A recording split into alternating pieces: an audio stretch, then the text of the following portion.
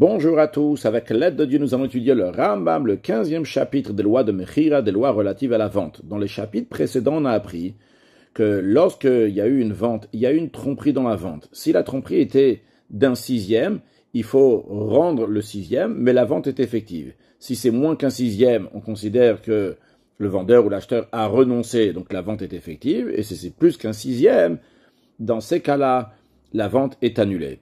Encore une chose, même dans un cas qu'il peut se rétracter ou bien même annuler la vente, il y a un certain délai. C'est le temps qui va montrer à un commerçant ou un proche qui est compétent dans le domaine, il va lui dire, il y a une tromperie ici, ce n'est pas la valeur. Maintenant, dans Perek Hamisha Saralacha Aleph, le Ram nous dit que ce n'est pas le cas dans un cas que Amocher Lachaveiro Bemida, si un vend à l'autre des produits à la mesure, au bemishkal, ou bien au poids, au beminyan, ou bien au nombre, veta bechol sheo. Et il commet une erreur, quelle que soit l'erreur qu'il a fait, choser le olam, eh bien, il peut toujours se rétracter. C'est-à-dire ici, on ne va pas regarder si c'est un sixième, plus qu'un sixième, moins qu'un sixième ou un sixième, ça change pas, il peut toujours se rétracter. Quand on dit toujours, c'est pas seulement le temps qu'il va montrer à l'un ou à l'autre. Pourquoi? La notion qu'on a appris avant dans les chapitres précédents, ce qui concerne donc la lésion, c'est uniquement en ce qui concerne une erreur, une tromperie qui a été faite dans le prix. Aval becheshbon. Mais si l'erreur a été faite dans le calcul, dans le compte, choser, ça, il peut toujours se rétracter, comme nous allons tout de suite expliquer. Halachabet, comment ça? Keitzad. Macharlo mea egozim bedinar. Si le vendeur a vendu à l'acheteur 100 noix pour 1 dinar, venimtsu, et il se trouve me'ave echad, que l'acheteur il a reçu 101 noix, pas 100, otish vetisha, ou bien 99. Eh bien, on dit qu'en effet nikna mikach, la vente est effective, ou marzir et taout. Par contre, l'erreur qui a été faite, elle doit être rendue. C'est-à-dire dans le cas où l'acheteur il a reçu 101, il doit rendre 1 au vendeur. Dans le cas où le vendeur a donné 99 à la place de 100 à l'acheteur, il devra lui rajouter encore 1. Va fil ou achakamashanim. Et ça, même si c'est plusieurs années, il doit rendre cette erreur qui a été faite.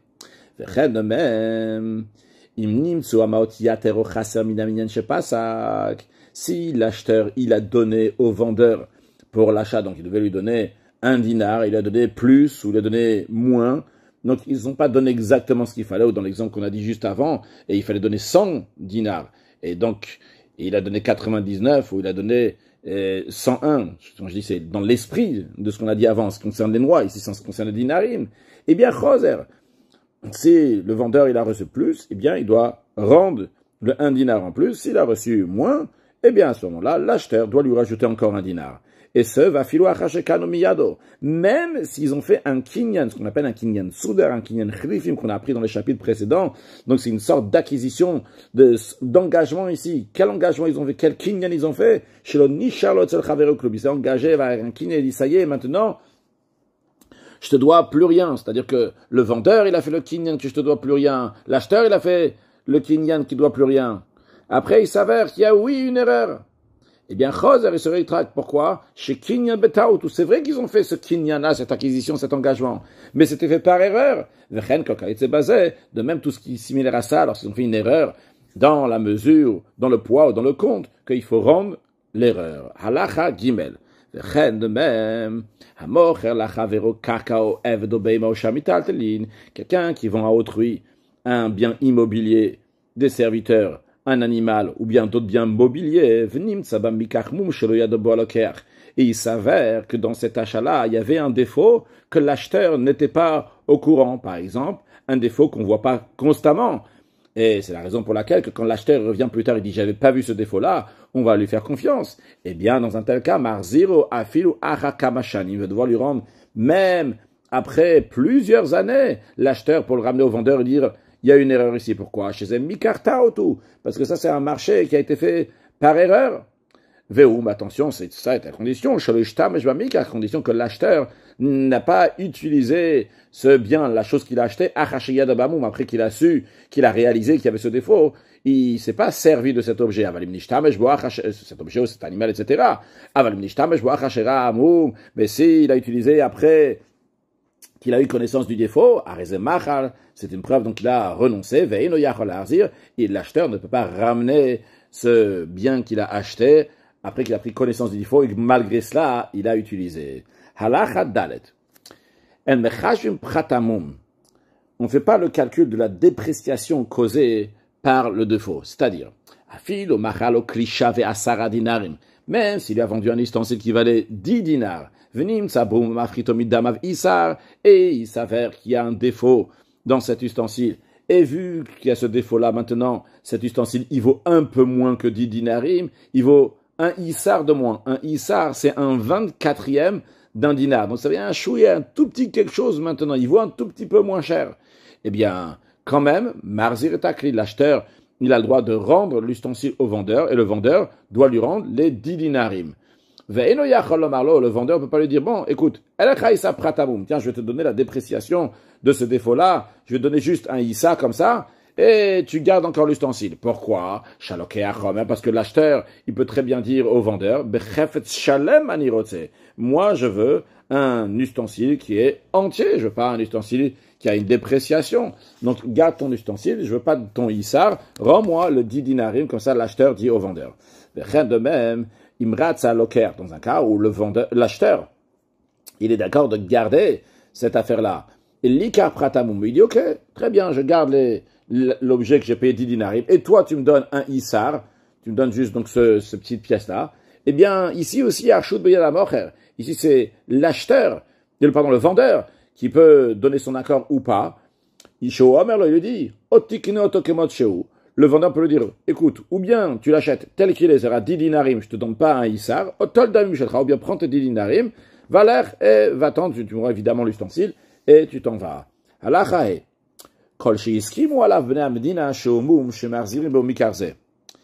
Dans tous les cas où les habitants de la localité, ils considèrent ça comme un défaut qui justifie la restitution de l'article en question, marzirimbo, eh bien l'acheteur peut rendre cet article-là. Et pour tout défaut admis comme n'étant pas un défaut dans cet endroit-là, eh bien, l'acheteur ne peut pas rendre l'objet, annuler la vente pour ça. Elle a une peresh uniquement si l'acheteur, il a dit explicitement au moment de l'achat que s'il y a tel et tel défaut, lui, il veut absolument pas un tel objet, un tel article, donc il y a un défaut comme si. Car en général, s'il a juste fait un achat sans préciser qu'il veut telle et telle chose, sans dire ses exigences, il s'appuie sur l'habitude de la localité, de la province, de l'endroit dans lequel il se trouve. Comme ça, c'est la coutume de restituer ou pas s'il y a ce défaut-là.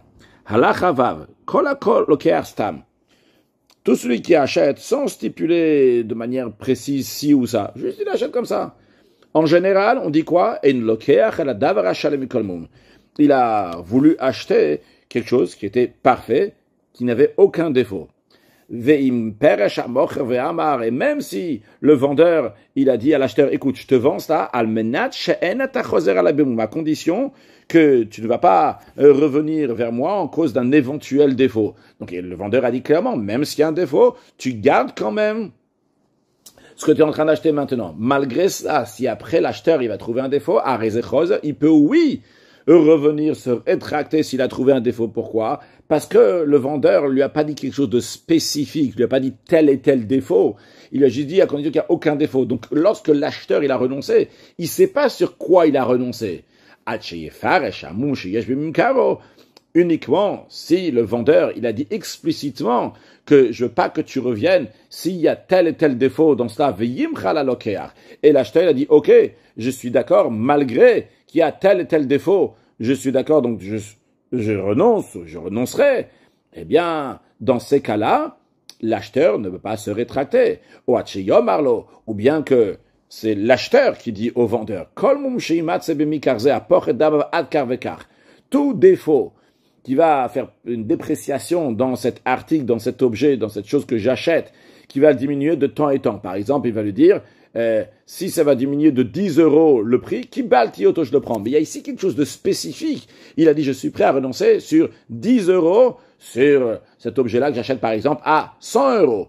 dans ces cas-là, shamochel tzarich leda. Donc celui qui renonce, donc l'acheteur, il sait la chose qu'il est en train de renoncer beau, il lui dit explicitement, dans ces cas-là c'est bon, comme d'ailleurs on a appris que moi me faresh bonaya, comme celui que dans la honaa, donc d'onaya, dans la lésion, s'il dit de manière explicite, comme on a appris dans chapitre 13 à l'Achat Dalet, que si le vendeur il dit à l'acheteur, écoute, je te vends ça à 200, mais je sais que ça vaut seulement 100.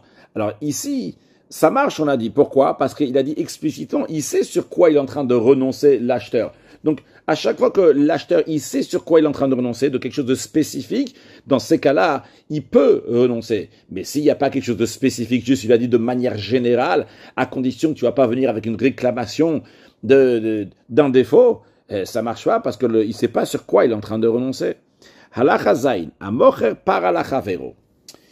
Si un vendeur, il vend une vache donc à autrui, donc à un acheteur, ou manaba, il a énuméré moumin gloin, aussi bien des défauts qui sont apparents de la vache, donc des défauts que l'acheteur peut les voir tout de suite, maintenant, avant même l'achat, ou mumim shen nikarim, il a aussi énuméré des défauts qui sont cachés, que l'acheteur ne peut pas les voir maintenant, il pourra les voir seulement avec le temps. Le fait que cette vache-là, elle aime bien mordre, ou bien cette vache-là, elle aime bien s'écrouler sur des ustensiles, donc il a une certaine maladie, mais qui n'est pas maintenant, qu'il ne peut pas voir. En ce qui concerne les défauts apparents, il n'y avait pas ces défauts apparents, bien que le vendeur, il a dit à l'acheteur, il y a des défauts apparents et des défauts cachés, les défauts apparents n'étaient pas là. Et finalement, après qu'il a acheté, l'acheteur, il découvre qu'il y a les défauts cachés que le vendeur lui avait dit. En effet, la vache, elle les a. Eh bien, c'est un marché, un achat qui a été fait par erreur, et l'acheteur peut se rétracter. Bien que le vendeur, il lui a dit avant la vente qu'il y a tel et tel défaut. Malgré cela, le vendeur, il veut pas dire, mais je t'avais dit que la vache, elle avait tel et tel défaut, et quand même tu l'as acheté. Pourquoi? Parce que l'acheteur, il dit, il peut dire, vu que j'ai vu qu'il n'y avait pas le défaut apparent que tu m'as dit à Marty, je me suis dit que car, de même manière aussi, de même, il n'y a pas aussi les défauts qui ne sont pas apparents. L'acheteur, il dit, la raison pourquoi, toi, le vendeur, tu m'as évoqué tous ces défauts-là, c'était uniquement que de l'ashbiyardati, c'était pour me mettre en confiance. Tu as exagéré volontairement. Comme ça, je vais me dire que il y a aucune, je vais pas revenir maintenant plus tard avec des plaintes et dire qu'il y a ci et ça. Donc tu m'as dit, regarde, il a plein de défauts, mais en vérité, moi je pensais que de la même manière qu'il n'y a pas les défauts qui sont apparents, de la même manière aussi, il n'y avait pas les défauts cachés. Et le Ram nous donne un exemple dans la Chachet. Kate, comment ça? Le vendeur, il dit à l'acheteur, écoute, parazo ivereti, cette vache-là, elle est aveugle. Rigeret, elle est boiteuse. Rigareti. Nashranit, elle est moide, elle a l'habitude d'aller mordre. Nashraniti. Ravtsaniti, ou bien elle a l'habitude de se tapir sur des objets, les casser. Ravtsaniti. Donc, il lui a dit, ici, certains défauts qui sont apparents, donc il peut les voir déjà même avant l'achat, le fait qu'elle est aveugle ou pas, le fait qu'elle est boiteuse ou pas, mais il lui a dit aussi des défauts qui sont pas apparents, qui sont cachés, comme le fait qu'elle mord. Elle mord pas tout de suite, et il faut attendre un peu pour voir si elle va mordre. Elle se tapit sur des ustensiles, pas tout de suite, il faut attendre si ça va se passer ou pas. Et donc, c'est ce qu'il lui a dit, en tous les cas, le vendeur. Venimtset nashranit bilvad. Il s'avère qu'elle est seulement, elle a l'habitude de mordre seulement. Au Ravtsan, seulement qu'elle tapit sur des ustensiles. Mais, elle n'est pas aveugle, elle n'est pas boiteuse. Arezemikar taout, ça explique la lacha qu'on a vu avant, que ça c'est un marché qui a été fait par erreur. Parce que comme on a dit juste dans la Chazaïn, l'acheteur il dit, je me suis dit de la même manière qu'elle n'est pas aveugle, qu'elle n'est pas boiteuse, de la même manière aussi, elle ne va pas mordre, elle ne va pas se tapir sur des ustensiles, elle ne va pas les casser. Mais non, si Hayuba kolabum shemana, si en fait tout le défaut que le vendeur il a dit, elle était aveugle, elle était boiteuse, et après, en effet, une fois après la vente aussi, l'acheteur il a vu que, en effet, elle mord et elle tapit sur les ustensiles, c'est pas un marché d'erreur, vu que l'acheteur il a vu qu'il y avait en effet le défaut qu'il a dit avant qu'elle est aveugle et qu'elle est boiteuse, eh bien, il pouvait s'attendre aussi que c'est la vérité aussi, qu'elle mord et qu'elle tapit sur des ustensiles. De même, Imaïta chigeret. Si elle était boiteuse. Et l'acheteur, il a vu avant l'achat qu'elle était boiteuse. Venim cette tashranit. Et il s'avère que, aussi, qu'est-ce qu'elle a? Il découvre ça après la vente, que elle est morte. Afal bishena hiver. Bien qu'elle n'est pas aveugle, enzami kartaut. C'est pas un marché par erreur. C'est du moment où il a dit une chose qui a un défaut qui est apparent et qui est juste, et qu'après il y a eu un défaut qui est caché, eh bien, la vente, elle est valable. Et il ne peut pas dire, j'ai vu qu'elle n'était pas aveugle, là, je me suis dit, sûrement, il n'y a pas de défaut caché. Non, il lui a dit des défauts qui sont apparents, qu'elle est aveugle et qu'elle est boiteuse. Et lui, il a vu qu'elle est boiteuse, même s'il a vu qu'elle n'est pas aveugle, vu qu'il lui a dit qu'elle était aussi, elle avait l'habitude de mordre et de tapir, eh bien, si après il s'avère qu'elle a aussi donc ces défauts cachés, ce n'est pas un marché par erreur, la vente elle est valable. Halachatet. Eralo amum sheyeshba. Si le vendeur a montré à l'acheteur le défaut apparent que l'animal il a, par exemple, il a montré qu'elle était aveugle, ve amarlo, il lui a dit mum ze yeshba. Elle a ce défaut-là que tu vois, donc le fait qu'elle est aveugle. Et en plus de ça, mum ploni, il a aussi tel défaut, tel défaut. Bien que les autres défauts qu'il a rajoutés, c'est des défauts qui ne sont pas apparents, qui sont cachés, comme par exemple, tu lui as dit, donc elle mord, elle tapit. Et donc lui, il n'a pas vu ça avant l'achat. Venim Tsuba, en effet, après qu'il a acheté, il a vu Kulan au Mitzatan, il y avait tout, elle avait l'habitude de mordre, ou bien de tapir sur des ustensiles et les casser. Enzemi kartaut. Ce n'est pas un marché qui a été fait par erreur, et l'acheteur ne peut pas dire, je pensais que vu qu'il a pris son temps pour montrer qu'elle était aveugle, s'il avait aussi donc les autres défauts, il aurait attendu encore un moment jusqu'à qu'il me montre qu'en effet, elle, lorsqu'elle voit des ustensiles, elle va tapir sur les ustensiles, elle va les casser, ou bien que on va attendre encore un peu jusqu'à qu'on va voir qu'elle mord, et vu que le vendeur ne l'a pas fait, alors c'est juste pour me faire confiance. Non, du moment où il a dit qu'il y a un défaut apparent, il a dit qu'il y a des défauts qui sont cachés, la vente, elle est valable. Halacha yud. Rien de même, amor, chiffre halacha vero, quelqu'un qui voit une servante à son ami, amar, il a dit, chigeret, elle est boiteuse, gidemet, il a une main qui est coupée, vesomai, elle est aveugle, shotai, elle est folle, nirpeti, elle a l'épilepsie, velo, hayaba mum, me'elu amum shemana, et il n'y avait aucun des défauts qu'il lui a dit.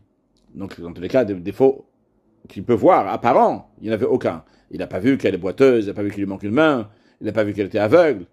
Et après, il s'avère qu'elle a l'épilepsie. C'est un marché qui a été fait par erreur, de même tout ce qui s'y mêlera à cela. Et le Ram dit, donc des lois que nous avons appris jeudi, Rouven y vend à Shimon un objet pour 100 dinars. Ve'amarlo, et Rouven, le vendeur, il dit à Shimon, c'est cet objet-là que je te vends à 100 dinars, et no shavel a zouz echad. Il vend qu'un seul zouz, qu'un seul dinar. Je te vends à 100, je gagne 99, mais que ce soit bien clair, je suis clair avec toi. Mais almenat shel lecha la yonaya, je te le vends à condition que tu n'as pas de réclamation de lésion, que je t'ai trompé. Je gagne 99. Mais en vérité, cet ustensile-là, il vaut pas du tout 1. Et ça se voit qu'il vaut pas 1. Donc l'acheteur, il sait très bien que ça vaut pas 1. Après, plus tard, si en effet, il voit qu'il s'est fait avoir, eh bien, l'acheteur, Shimon, il peut revenir chez Rouven, le vendeur, et lui dire, non, tu m'as menti, tu m'as trompé ici, et rends-moi l'argent, la vente est annulée. Pourquoi? Parce que c'est dans le même esprit de ce qu'on a appris avant, de celui qui dit les défauts qui sont apparents, et qu'il n'y en a pas, et qu'il y a des défauts qui sont cachés. C'est la même idée. Charezé Omer, l'acheteur, il dit, vu que moi j'ai vu clairement, ça vaut pas juste un seul zouz, ça vaut pas juste un dinar. Toi, Rouven, tu m'as dit ça vaut un dinar, mais je savais très bien que c'est pas un dinar. Donc, il y a dati, je savais, chez le Mitkaven, la Jviar dati, tout ce qu'il voulait, c'est me mettre en confiance, de dire, t'inquiète pas, je te le vends avec à bon prix. Uniquement s'il va le dire avec l'argent de manière certaine, voilà, ça vaut 80, je te le vends à 100. Dans ces cas-là, Shimon, il est conscient, en effet, ça peut valoir 80, ou même si Rouven, le vendeur, il n'est pas si sûr que ça, au Karovla, Bigdishat Dat Nota. Donc il est de manière approximative, de manière, donc, la personne, elle se dit peut-être qu'il y a une erreur, mais en tout cas, c'est environ, en effet, dans les 80. Dans ces cas-là, l'acheteur, Shimon, il est tout à fait conscient sur quoi il est en train de renoncer. Il est en train de renoncer sur environ 20. Et Kazer, Raouladoun, le Rabbi dit, et telle est la loi qui convient d'appliquer. Halacha Yudbet, Amocher Ev de Shifra, celui qui vend un esclave ou une servante, l'acheteur ne peut pas rendre le serviteur ou la servante si le défaut qu'il y a, c'est à cause des défauts qui ne l'empêchent pas de travailler, juste des défauts donc de beauté, il n'a pas un beau look, elle n'est pas belle, ça ne dérange pas pour le travail. Ces défauts-là, Vemenakhaim Simpon, ça s'appelle en hébreu, ou plutôt dans la Gemara, ça s'appelle Simpon.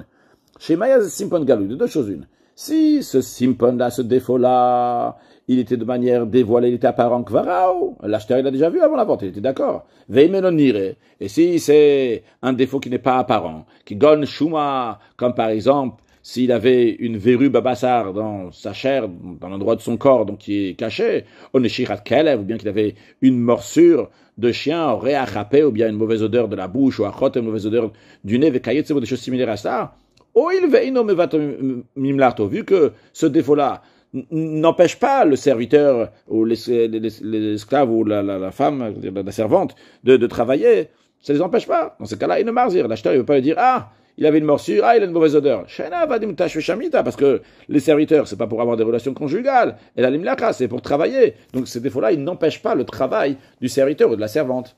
Halacha Yud Gimel. Mais si après l'achat, Nimtsabo Shrinda, il se trouve qu'il y avait des ulcères mauvais qui rendent très malade, qui affaiblit totalement le serviteur de travailler ou la servante, ou bien une maladie qui affaiblit son corps, ou bien qui avait l'épilepsie, ou meshumam, ou bien qu'il est fou, arezemum, ça c'est un défaut, parce que ces défauts-là, ils font qu'il ne peut pas travailler, et vu que c'est pas des défauts qui sont apparents, donc l'acheteur, il pouvait pas les savoir avant, il peut dire, c'est ici, on m'a fait un marché, donc par erreur. De même, si il est atteint de tsarat, c'est de lèpre ou bien des choses semblables parmi les choses qui sont répugnantes, c'est aussi un défaut. Pourquoi? Parce que un être humain, il est dégoûté de ça. Donc, à cause de ça, il ne va pas l'utiliser pour le service de table, pour le donner à manger, pour le donner à boire. Il ne pourra pas utiliser ce serviteur ou sa servante pour cela. Donc là, c'est oui un défaut. De même, il s'avère que cet esclave-là, ce serviteur, c'était un bandit armé. Ça, bien sûr, c'est un défaut qui fait perdre toute sa valeur. Pourquoi? Parce que le roi, il va le capturer et il va le tuer. S'il se trouve qu'il était enrôlé pour le roi, donc il doit travailler pour le roi, marziro. Dans ce cas-là, c'est un défaut. Et l'acheteur va le rendre au vendeur. Parce que le roi peut le prendre à n'importe quel moment pour le mettre à son travail.